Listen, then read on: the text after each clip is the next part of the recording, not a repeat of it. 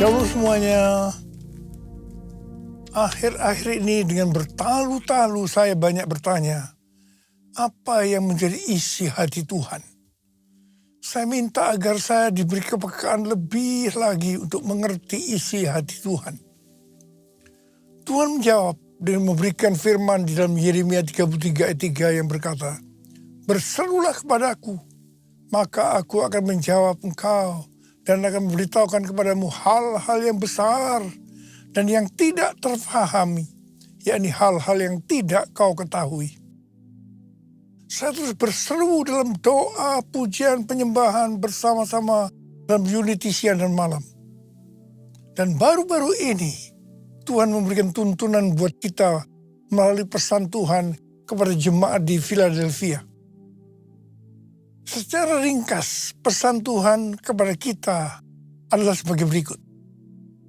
Yang pertama, Tuhan Yesus adalah yang kudus, yang benar, yang memegang kunci Daud. Apabila ia membuka, tidak ada yang dapat menutup.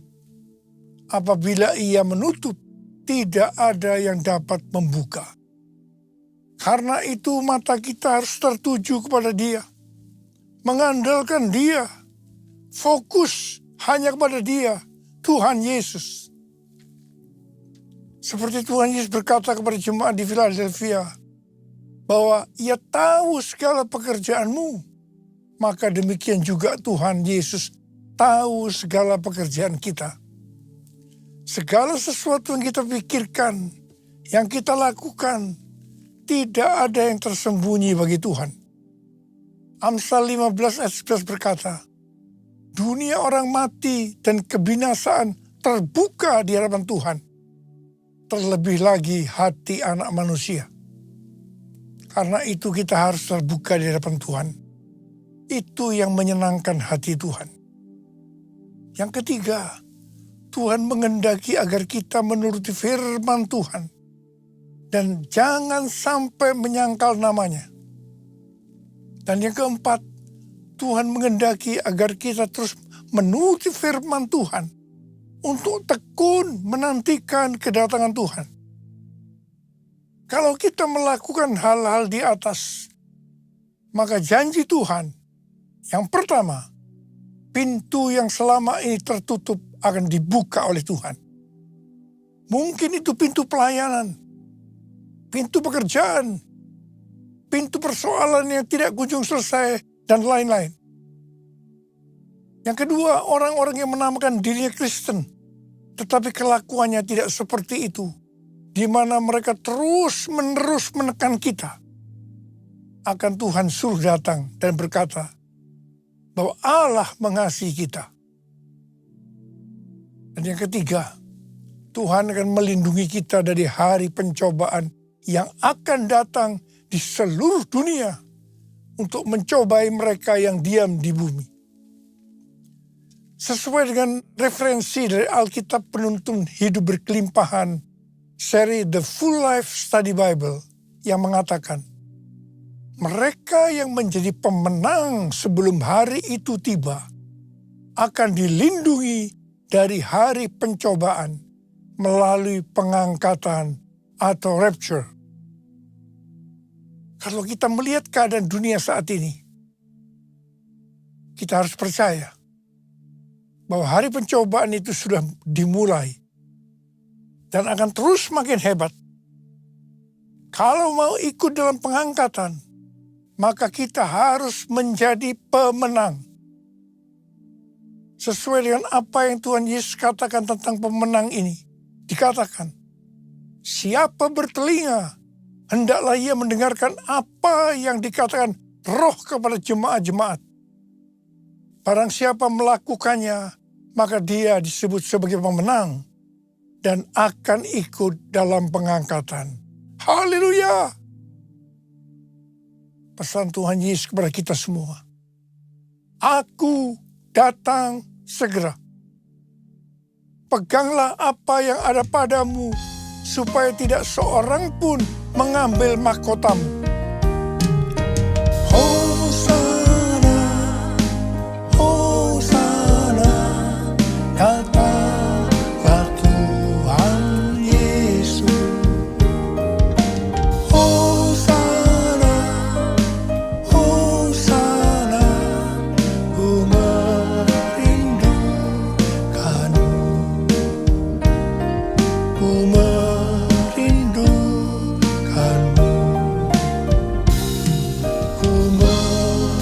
merindukanmu.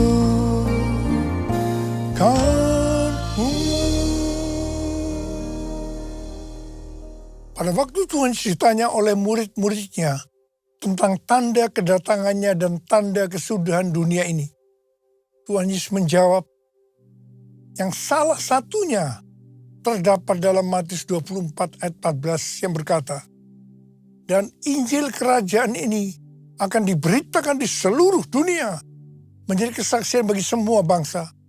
Sesudah itu barulah tiba kesudahannya. Dengan perkataan lain, kalau amanat agung selesai, maka Tuhan Yesus akan datang kembali. Tuhan Yesus pasti datang kembali. Yang percaya katakan amin. Karena itu dia memberikan amanat agung kepada kita, yaitu agar kita pergi dan menjadikan semua bangsa itu murid Tuhan Yesus. Hal ini juga berarti agar terjadi penuaian jiwa besar-besaran sebelum Tuhan Yesus datang kembali.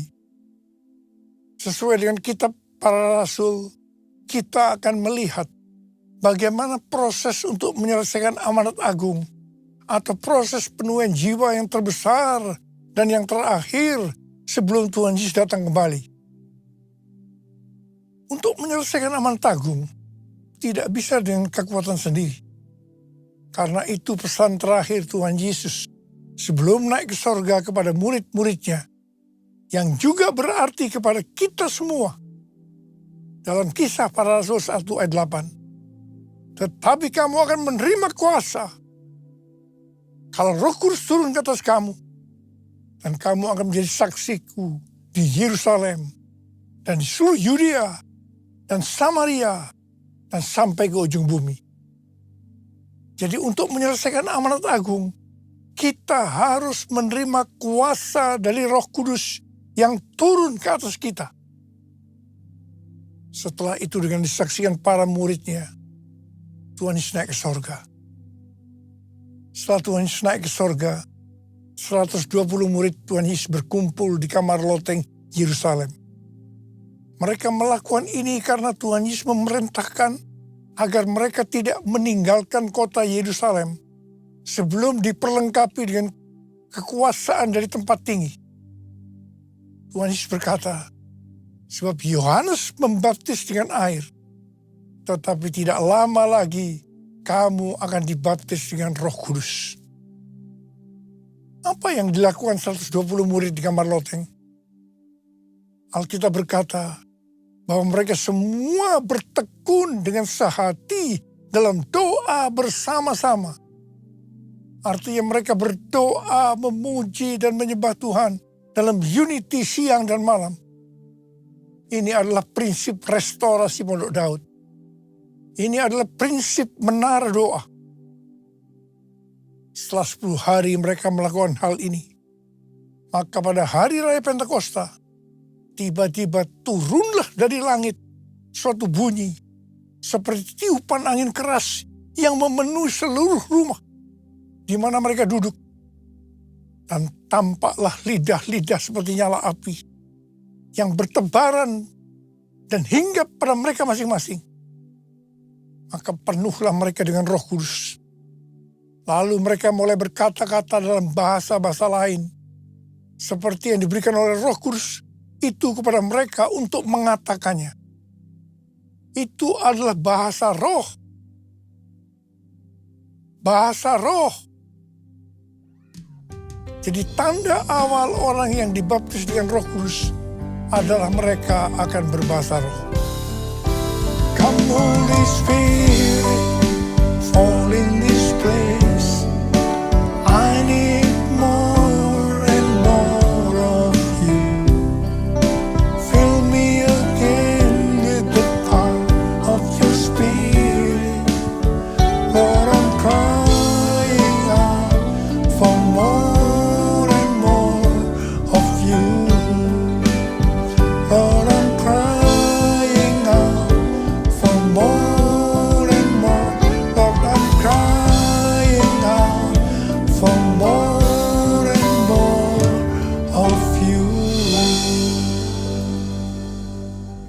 terjadi setelah murid-murid Tuhan Yesus dipenuhi dengan Roh Kudus? Hal yang pertama, Petrus berkhotbah sekitar 5 menit. Dan kira-kira 3.000 orang bertobat dan dibaptis. Wow! Petrus berkhotbah dengan kuasa Roh Kudus. Pada zaman itu populasi penduduk dunia sekitar 255 juta orang. Sekarang penduduk dunia sekitar 8 miliar. Jadi 3.000 orang yang bertobat dan dibaptis pada waktu itu setara dengan sekitar 94.000 orang pada saat ini. Saya percaya hal ini juga bisa terjadi pada saat ini. Yang percaya katakan amin. Hal yang kedua, setelah murid-murid Tuhan Yesus dipenuhi dengan Roh Kudus, mereka dipakai untuk menyatakan tanda-tanda dan mujizat. Sehingga banyak orang yang bertobat. Petrus dan Yohanes menyembuhkan orang lumpuh sejak lahir. Bayangan Petrus bisa menyembuhkan orang sakit. Sapu tangan atau kain yang pernah dipakai Paulus, jika diletakkan pada orang sakit atau dirasuk setan, maka orang itu akan sembuh. Haleluya! Dalam Markus 16 ayat 15 sampai dengan 18, Tuhan Yesus berkata bahwa kalau kita pergi untuk memberitakan Injil, maka tanda-tanda dan mujizat akan menyertai kita. Sejak tahun 2006, saya diperintahkan oleh Tuhan untuk mengadakan kebaktian kesembuhan ilahi. Selama 13 tahun, saya sudah mengadakan 318 kali kebaktian kesembuhan ilahi. Setiap kali berkhotbah, saya pasti memberitakan Injil. Tanda-tanda dan mujizat terjadi. Saya diizinkan Tuhan untuk melihat dan mengalami mujizat seperti yang dilakukan oleh Tuhan Yesus 2000 tahun yang lalu. Hal yang ketiga, setelah murid-murid Tuhan Yesus dipenuhi dengan Roh Kudus, maka cara hidup mereka berubah. Sehingga banyak orang yang bertobat. Perubahan-perubahan yang terjadi dalam cara hidup jemaat yang membuat banyak orang bertobat adalah sebagai berikut. Yang pertama, mereka bertekun dalam pengajaran rasul-rasul. Bagi kita ini juga bisa diartikan, mereka suka membaca Alkitab. Yang kedua, mereka suka berdoa dan hidup dalam unity. Yang ketiga, mereka suka memberi. Yang keempat, mereka suka memuji Allah dan bergembira, tulus hati, atau hidup berintegritas. Dikatakan bahwa mereka disukai semua orang, dan tiap-tiap hari jumlah orang yang diselamatkan bertambah. Haleluya! Curahkanlah kuasa-Mu Tuhan, mujizat terjadi di tempat ini. Curahkanlah kuasa-Mu Tuhan, mujizat terjadi sekarang ini.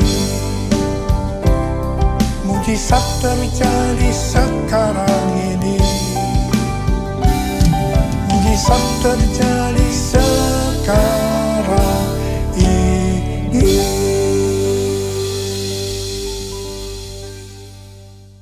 Saya percaya mereka menganggap bahwa pola penuaian jiwa hanya seperti itu.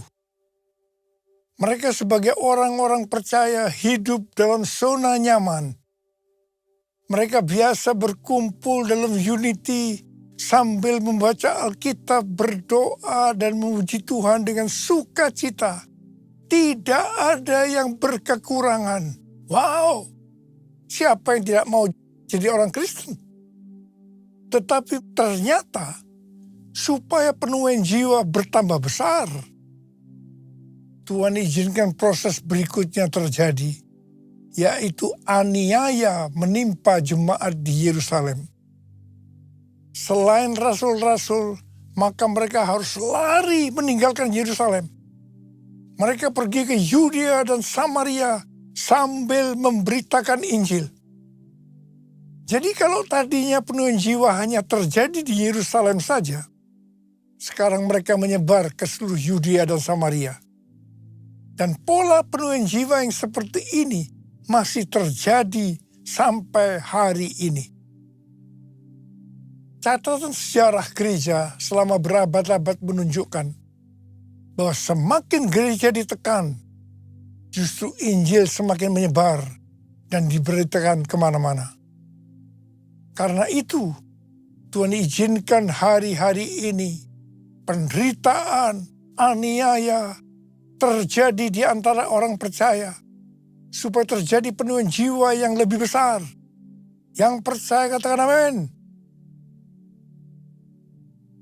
Kita sekarang berada di tahun 2026. Tahun yang sukar, sulit, peperangan, bencana alam, ketidakpastian, krisis ekonomi yang semakin intens. Saya percaya untuk penuaian jiwa yang besar perlu goncangan yang besar. Ternyata pola penuaian yang terjadi di atas belum juga menyelesaikan rencana Tuhan. Karena selain penuaian jiwa harus terjadi di Yerusalem, di seluruh Yudea dan Samaria, juga harus sampai ke ujung bumi. Tuhan mempunyai cara untuk membuat penuaian itu sampai ke ujung bumi, yaitu dengan terjadinya perubahan paradigma dalam pelayanan. Selama ini, pengertian tentang keselamatan hanya untuk orang Yahudi saja. Tetapi melalui peristiwa Kornelius, di mana Petrus diutus oleh Tuhan untuk mendatangi Kornelius yang bukan orang Yahudi, untuk memberitakan jalan keselamatan. Akhirnya mereka mengerti bahwa ternyata keselamatan bukan hanya untuk orang-orang Yahudi saja, tapi untuk semua bangsa. Dan ini mengakibatkan terjadinya penuaian jiwa besar-besaran. Haleluya! Jadi mereka tidak hanya mengabarkan Injil di Yerusalem, Yudea, dan Samaria saja. Tapi sekarang mereka, termasuk kita, juga pergi ke seluruh dunia. Haleluya! Proses perubahan paradigma dalam pelayanan itu tidak mudah. Petrus harus diyakinkan oleh Tuhan. Kalau Tuhan berkata halal, jangan kamu berkata haram. Orang-orang yang bukan Yahudi adalah haram di mata orang Yahudi. Proses itu masih terus berlanjut untuk memberikan pengertian kepada orang-orang Yahudi, golongan bersunat, dan juga orang-orang Farisi yang sudah bertobat, di mana mereka berpendapat bahwa orang yang bukan Yahudi yang percaya kepada Tuhan Yesus harus disunat dan diwajibkan mengikuti hukum-hukum Musa. Tetapi melalui sidang di Yerusalem, akhirnya mereka mengerti dan bisa menerima bahwa keselamatan bukan hanya untuk orang-orang Yahudi saja, tapi untuk semua bangsa, termasuk bangsa Indonesia. Katakan amin. Di dalam pelayanan saya termasuk salah seorang yang dipakai oleh Tuhan untuk melakukan paradigma yang baru dalam pelayanan untuk menyelesaikan amanat agung. Sebagai contoh, yang pertama tentang membuka gereja baru. Yang kedua, cara ibadah dengan doa, pujian, dan penyembahan, termasuk bahasa roh untuk memuji dan menyembah Tuhan. Yang ketiga, tempat ibadah yang dilakukan bukan di gedung gereja. Yang keempat, juga mengenai Pentakosta ketiga. Dan lain-lainnya. Semua itu selalu diawali dengan pro dan kontra. Sama dengan yang terjadi pada zaman kisah para rasul tadi. kita juga melihat bahwa dengan media online, terlepas dari kebaikan, keburukannya, pro dan kontra, tapi tidak bisa dipungkiri dengan media online terjadi percepatan dalam penyelesaian amanat agung. Hari-hari ini banyak organisasi-organisasi Kristen, aliran-aliran kekristenan yang mendapatkan hal yang sama, yaitu target untuk menyelesaikan amanat agung adalah tahun 2033. Sesuai dengan Matius 24 ayat 14 yang berkata, dan Injil kerajaan ini akan diberitakan di seluruh dunia menjadi kesaksian bagi semua bangsa. Sesudah itu barulah tiba kesudahannya. Maka apabila Injil kerajaan sudah diberitakan di seluruh dunia menjadi kesaksian bagi semua bangsa. Atau dengan kata lain, apabila amanat agung selesai, baru setelah itu, waktunya tidak ada yang tahu, Tuhan Yesus datang kembali. Pesan yang kuat hari-hari ini adalah kedatangan Tuhan Yesus sudah sangat-sangat dekat. Mari persiapkan diri kita untuk menyambut kedatangannya. Tuhan Yesus berkata kepada kita semua hari-hari ini, Aku datang segera. Aku datang segera. Aku datang segera. Mari angkat tangan kita. Katakan bersama saya.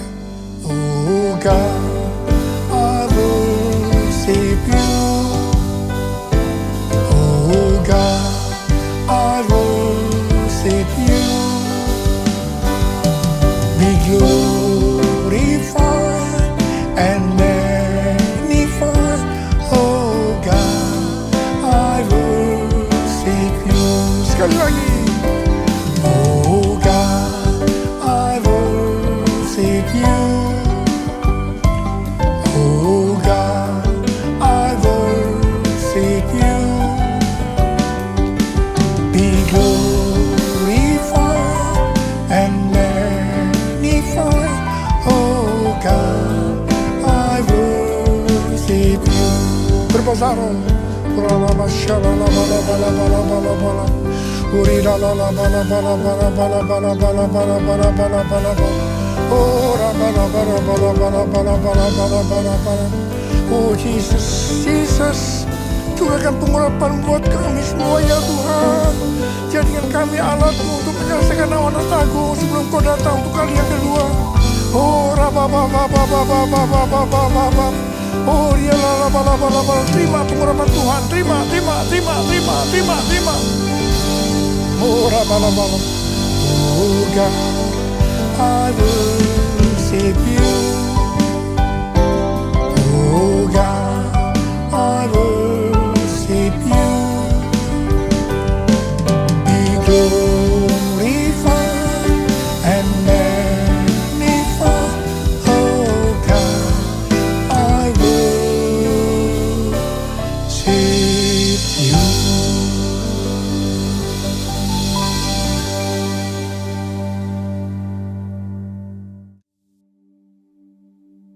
Kita akan masuk dalam perjamuan kudus. Kita akan mengingat ayat ini. Sebab setiap kali kamu makan roti ini dan minum cawan ini, kamu memberitakan kematian Tuhan sampai Ia datang. Perjamuan kudus adalah perjamuan Tuhan Yesus sendiri. Setiap kali kita masuk ke dalam perjamuan kudus, Tuhan Yesus selalu berkata, biarlah ini menjadi peringatan akan daku. Karena itu mari kita dudukkan kepala. Arahkan hati, pikiran kita kepada kebaikan Tuhan. Bapa, siapakah kami sebelum kami mengenal Engkau? Kami semua orang berdosa. Upah dosa adalah maut, mati. Tapi Engkau yang tidak berdosa telah dijadikan dosa oleh karena kami. Engkau harus turun dari sorga mulia, menjelma menjadi manusia, mati ganti kami. Dengan penderitaan yang luar biasa. Sungguh kalau kami pikirkan betapa baiknya Engkau ya Tuhan. Engkau jadikan kami sebagai anak-anak-Mu. Engkau tuntun, Engkau bela, Engkau berkati, Engkau tegur kalau kami salah. Itu Engkau ya Abah, itu Engkau. Tuhan terima kasih buat hari ini. Tuhan Yesus akan memberkati kita melalui perjamuan kudus. Tapi Tuhan mau agar kita makan dan minum dengan cara yang benar. Karena itu sekarang masing-masing introspeksi. Lihat keadaan dirimu masing-masing. Jangan menyimpan dosa. Kalau ada dosa yang Tuhan ingatkan untuk kita selesaikan, langsung kita minta ampun. Katakan, ampuni saya Tuhan. Ampuni saya. Ampuni saya. Bapa, Engkau melihat anak-anak-Mu yang sedang menyelesaikan segala sesuatu dengan Engkau. Kami akan masuk dalam perjamuan kudus dengan hati yang penuh ucapan syukur. Dalam nama Yesus berdoa. Amin. Sekarang, mari angkat roti di tangan kanan kita tinggi-tinggi. Sebab apa yang telah kuteruskan kepadamu, telah aku terima dari Tuhan. Yaitu bahwa Tuhan Yesus pada malam waktu Ia diserahkan mengambil roti. Dan sesudah itu Ia mengucap syukur atasnya. Dia memecah-mecahkannya dan berkata, inilah tubuhku yang diserahkan bagi kamu. Perbuatlah ini menjadi peringatan akan aku. Saudara kasih Tuhan, bukankah roti yang kita pecah-pecahkan ini adalah persekutuan kita dengan tubuh Kristus. Mari kita makan dalam nama Yesus.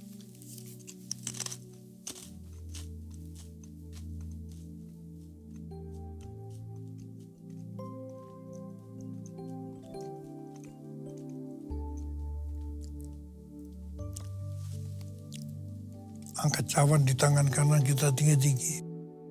Demikian juga Ia mengambil cawan sudah makan lalu berkata, cawan ini adalah perjanjian baru yang diberitakan oleh darahku.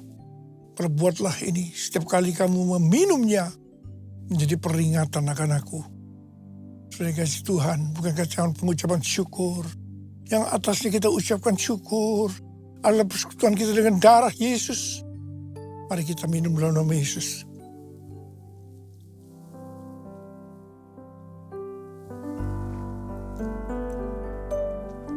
Mari angkat tangan kita di hadapan Tuhan. Ucapkan syukur dengan terima kasih, dengan suara. Jangan diam. Tuhan terima kasih ya Tuhan. Tuhan terima kasih ya Tuhan. Tuhan terima kasih ya Tuhan.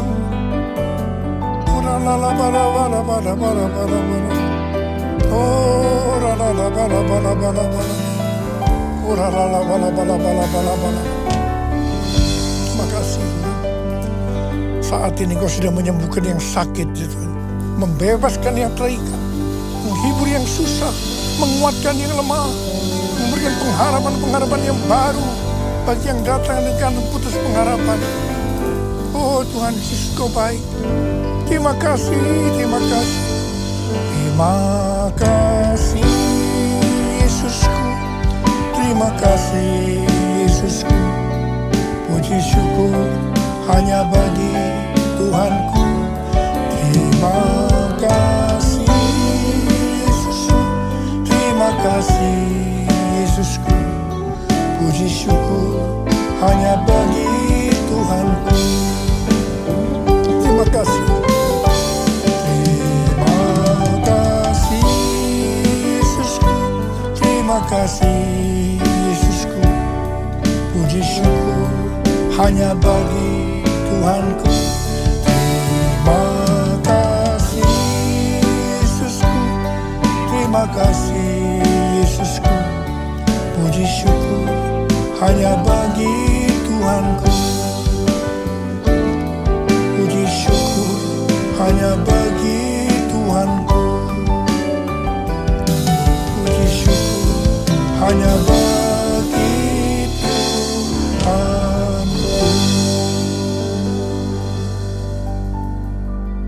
Sekarang terimalah berkat Tuhan. Kasih karunia yang berlimpah-limpah daripada Allah Bapa di dalam Anak yang tunggal, Yesus Kristus. Persekutuan yang manis dengan Roh Kudus menyertai kita semua mulai hari ini. Sampai Tuhan Yesus datang menjemput kita di awan-awan. Dan bahkan sampai selama-lamanya. Yang percaya bersama-sama katakan, amin.